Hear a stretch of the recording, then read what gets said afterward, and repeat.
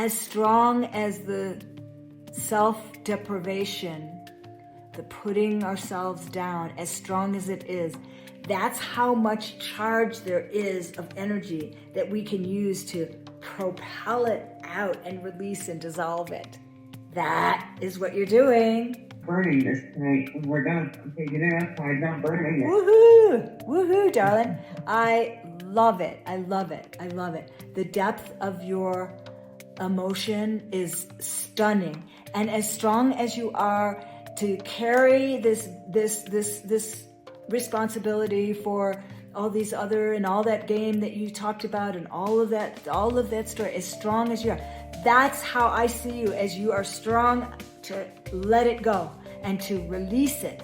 And there's a whole other version, a whole new version of Denise sitting there, that one that wants to build that tiny house and have veterans, caring for veterans that served for our country and who deserve love.